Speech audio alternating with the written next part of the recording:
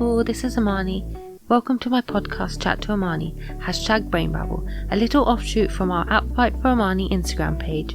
I hope to document and share the highs and the lows and everything in between of my life since being diagnosed with incurable brain cancer. So today's episode I'm going to be talking about my journey with my mental health. I've really been struggling actually the past few days, and I'm hoping that maybe sitting down and doing a podcast almost like a talking therapy to myself might actually be quite cathartic and helpful to me. So I guess the best place to start is to explain kind of how my mental health was like prior to my diagnosis and everything else that followed. I've always been quite confident in myself, didn't really struggle when it came to making friends. Obviously everyone has things they get nervous about, like exams and general anxiety, and everyone has their own insecurities. For me it was like I didn't like that I was taller than pretty much most other girls, but other than that I was very blessed in the sense that I did find life quite easy. I was very good at managing my anxiety. I think best example would be my driving. That was probably the first time that I really experienced what it was like to feel genuinely anxious about something, which now with everything else that's going on seems so insignificant.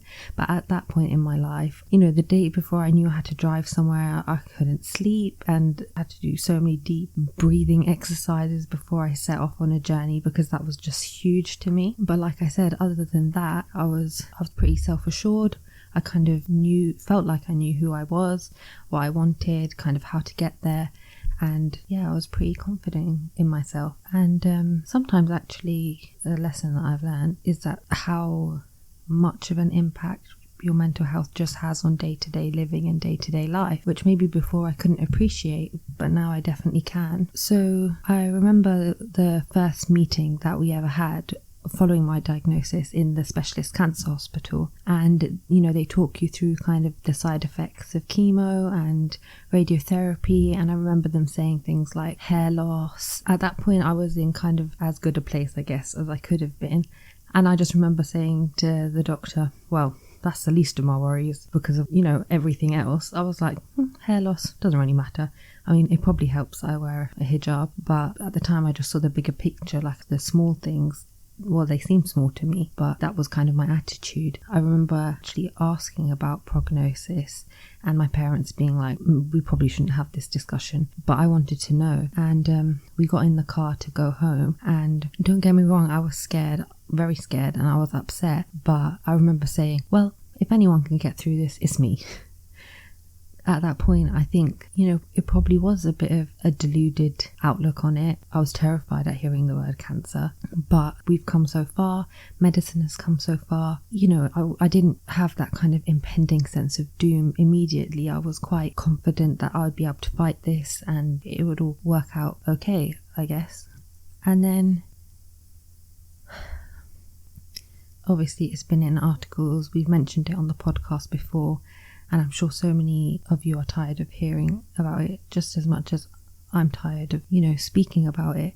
But what happened following my diagnosis played such a huge part in my mental health and my fight, I guess, that it is my story and it's such a significant part, I can't not mention it. So I started my radiotherapy, which in itself was super draining, and chemo, trying to adjust to that, and which obviously has its own side effects. So I was due to get married, and then it wasn't as soon as I got diagnosed, it all kind of fell apart in that moment. I was still under the impression that I would be getting married and that my future, that was what I needed to fight for, and that was my focus. I had to get better because I wanted that so badly. So when my fiance made the decision that he didn't want the marriage to go ahead, I mean, breakups are hard at the best of times. I'm sure a lot of people can relate. They really affect someone's mental health. But on top of everything else that had happened, and in such a short space of time, going from being the happiest I've ever been to even below rock bottom, I fell apart.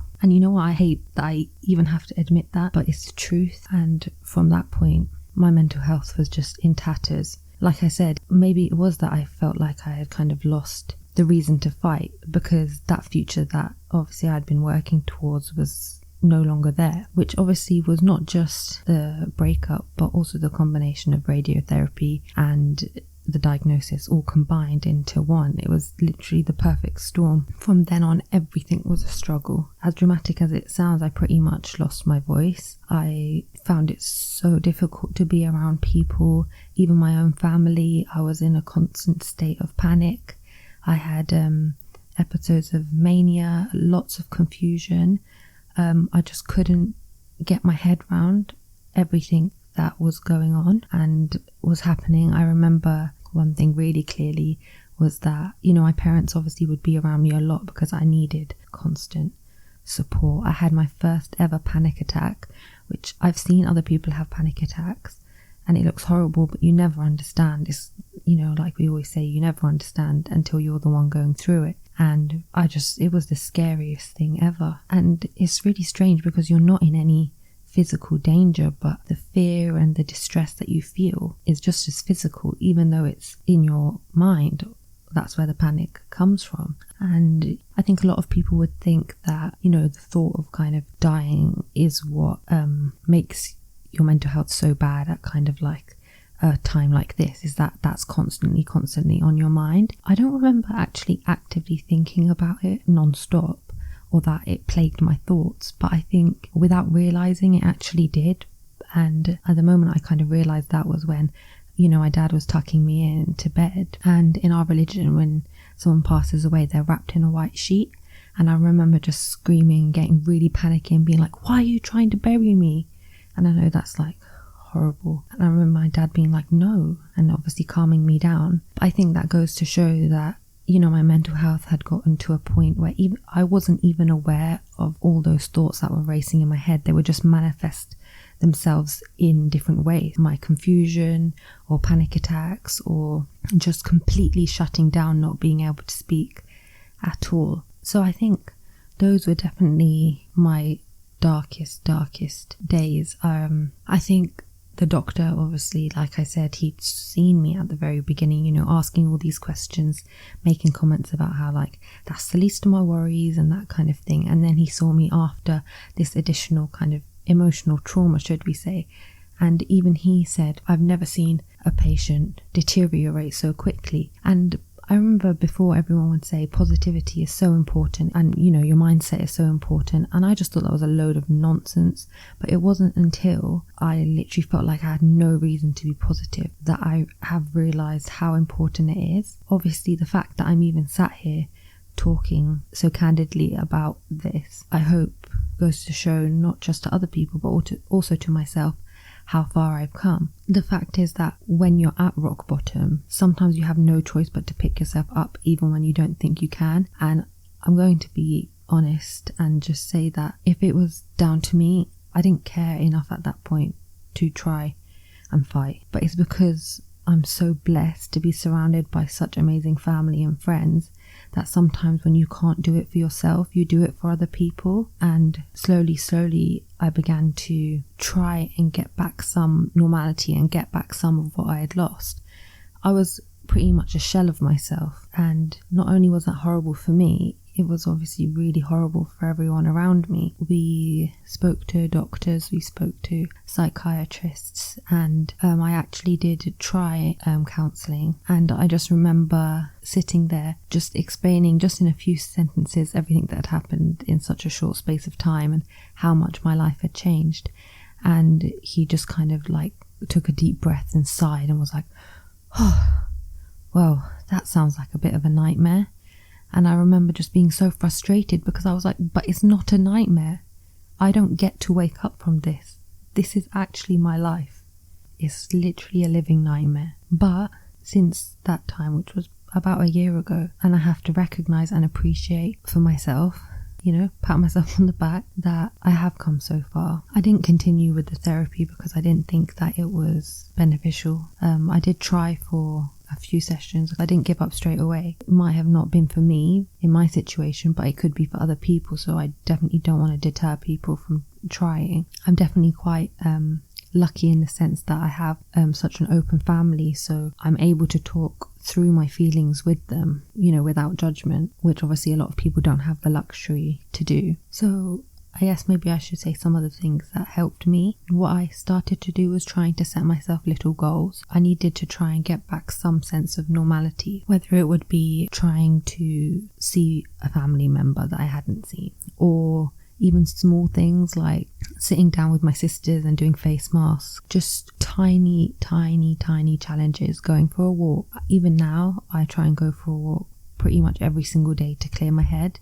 A lot of people did suggest kind of like journaling and stuff, but I find that quite difficult. I definitely find talking easier than writing things down, because I feel like that requires so much concentration. Like I said, I know I've come so far. Back then I didn't enjoy even a second of my day. Now I've got to a place where every single day I can take something good from it. You know, I just went and stayed at my grandparents and I had the best time, and I was the happiest that I felt in a long time. But sometimes that happiness is like a double-edged sword, because I think back to when that happiness wasn't rare. That was life. Obviously life has its challenges, but the majority of the time I was happy. And now it's like those moments of genuine happiness where I feel even somewhat carefree are so rare. On the plus side, it means I probably appreciate things way more than I ever did before, which is a lesson in itself, to just appreciate every single moment, the people that you spend it with, the people you care about. Small things I probably would find so boring before, I now enjoy so much. But it's like this constant cloud over my head, because it doesn't matter if I'm feeling happy or I'm feeling well on that day, because the truth of the matter is I remember how I felt before and I don't feel like that, and I can't erase that part, and I don't want to. In my head, all I can do is constantly remind myself of better times, which is really good in the sense that it reminds me that I need to keep going, because hopefully I can get back to that level of happiness, and hopefully there is a cure, and hopefully I can have the best future ever. But with the disease that I have, I know that the reality is that this will be, no matter how good a place I get to, this is a cloud that will loom over me forever. I'll always have to go to scans. I'll always have to worry that potentially it could come back. So what kind of normality will I have? So it's exhausting, I feel like, is the best way to put it. It is really draining, because I feel like I'm not really living life anymore. I'm just kind of surviving. It's this constant struggle, and I've never been in a place where I've like had suicidal thoughts, alhamdulillah, but I have had moments where things have been so difficult that I've just thought surely being dead would be more peaceful and easier than this. I feel like it's even horrible for me to say, but I've said before, I want these podcasts to be raw and honest, and even as I'm talking right now, I do feel a bit of weight being lifted off my shoulders, because it is so hard. Like everyone says, fake it till you make it, and that does work to a certain extent, but that doesn't mean it's not draining. I'm not really sure how to kind of end this podcast, because I feel like this is the literal definition of brain babble, because I've just been rambling all my thoughts. I want to be able to say, like, no matter what you're going through, things will get better, but that's not always the case. But what I do know is that you can make the most out of those good moments, and sometimes you need such low moments to appreciate the good moments. And in one sense, it's a good thing, because my good moments don't have to be anything crazy. It can just be spending time with my family. It could be going to a restaurant for the first time again without my parents, with my friends. These are things that seem so normal and minor to people, but to me are such a huge achievement. Of course, I'd wish I didn't have to get so low that this became such a big achievement, but it does mean that those moments I just cherish, and I've learned to appreciate things so much more. And I know that because of the kind of person that I am, when I have these really low dips, which I still do have, you know, when I think of everything I've lost, it is so much, and it's in such a short space of time. I know that I'm hard on myself, because I get frustrated. I'm like, why are you so anxious that you're crying before seeing your friends that you've known for years and years? I get frustrated with myself, because that's not me, that's not Amani, but that is my reality now. And I remember the best piece of advice I've ever been given is by my mum. When I was being really like frustrated with myself, she was like, you need to talk to yourself how you would talk to your best friend. If your best friend was going through what you were going through, at no point would you say to her, get a grip. you're being an idiot, you're being over dramatic. You know, you would be there to support, encourage, and you'd be gentle and loving. And I feel like that's so important, because it's such a cliche that I don't even want to say it, but you have to sometimes be selfish. You have to put yourself first. You have to learn to love yourself as much as you love everyone else. And I feel like at that point I really did struggle. I cared about everyone else, but I didn't really care about what happened to me. And now I still have to, a lot of the time on my really low days, I do have to channel my family and my friends to push myself forward. But I also have more of those moments, like visiting my grandparents, like seeing my friends, like watching a movie that I enjoy, even doing these podcasts that I enjoy. And I want to have more of those moments. I want to do more campaigning. There is so much I want to do, and so much that I also don't even know what I'm going to do. I feel like if someone asked me, if you were cured tomorrow, what would you do? I have no idea. My whole life and everything that I had planned and everything that I wanted, everything I thought I wanted, it will change in an instant, and I wouldn't even know where to start. But that's okay.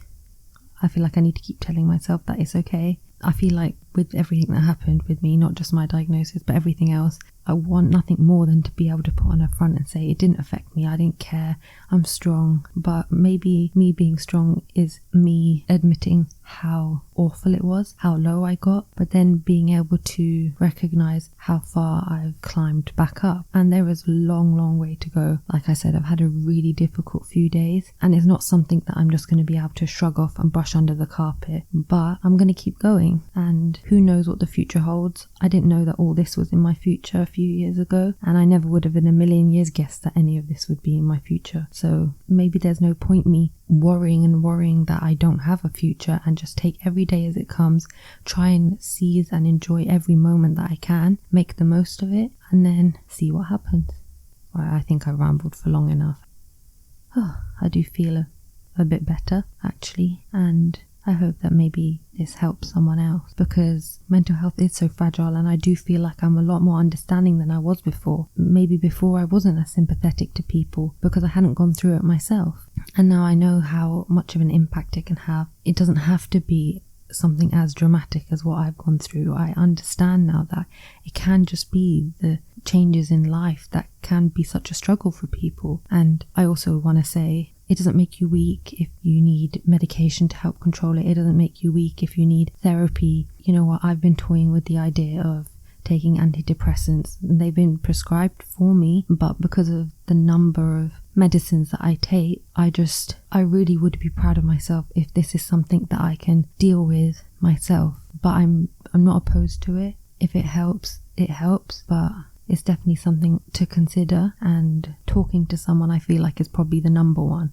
And I know with me especially, a lot of the time people don't know what to say, because so much happened, so much changed, and it was so serious and so scary and so upsetting that, you know, people are so worried about saying the right thing or saying the wrong thing. But sometimes it's just nice to listen. There is nothing that someone can say to me to make everything better. This is a journey that I have to go on and see where it takes me, but I can't stress the importance of surrounding yourself with good people who are going to help carry that burden as much as they can, because no one should fight alone through any of their battles. And just appreciate and treasure every single moment of happiness, because that's what's going to help you want to keep going, create more amazing memories. So yeah, that's a little bit of a ramble, but yeah, thank you for listening. Bye. Everyone has their fight, so let's ready our armies and let the battle commence, because we're not going down without a fight. Like, comment, share and subscribe. I've always wanted to say that.